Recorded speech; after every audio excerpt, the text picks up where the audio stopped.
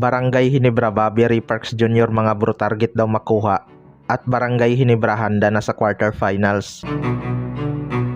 So todo ensayo na nga itong Barangay Ginebra mga bro. Hindi nga papakampante si Coach Timcon kahit mayroon silang twice to beat advantage. Kung matatandaan natin, tinalo nga ng Converge ang number 1 seed na SMB sa elimination rounds mga bro.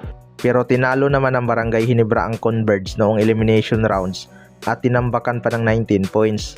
Pero again, hindi nga sapat na basihan yun dahil hindi naman sa lahat ng pagkakataon ganun pa rin ang magiging resulta.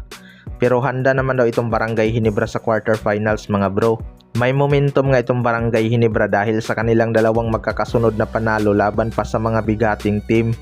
Kailangan ngang ipagpatuloy ni Stephen Holt ang kanyang aggressiveness sa opensa.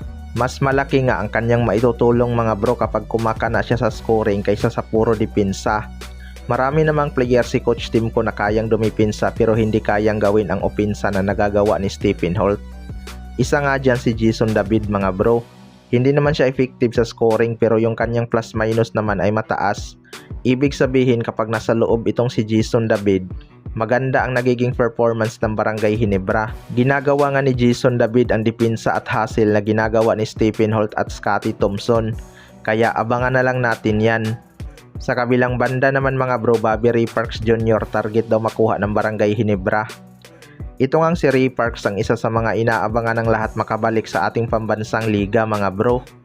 Nagkaroon nga siya ng problema sa kanyang mother team na TNT Tropang 5G, kaya lumipat ito ng Japan B-League.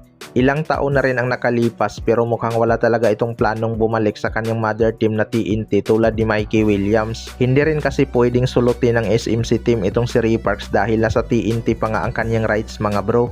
Pero ngayon ngang na-injured na naman ang isang guard ng TNT na si Brian Heruela. Kakailanganin na naman nila ng isang guard.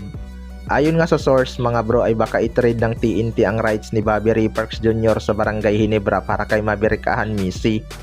Kahit 1-on-1 trade mga bro, wala namang mawawala sa TNT.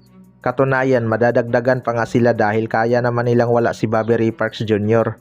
Hindi naman siguro ito mahirap papirmahin dahil dream team nga nito ang Barangay Ginebra. Isa talaga sa pangarap ni Ray Parks mga bro ay makapaglaro sa kanyang kinalakihan na team na Barangay Ginebra. Kaya lang mapapaisip din talaga tong TNT kung ibibigay nila si Ray Parks sa isang team na may maayos sa sistema dahil panigurado magiging sakit sa ulo nila to. Alam naman natin ang kalibre ng isang Bobby Ray Parks Jr. mga bro.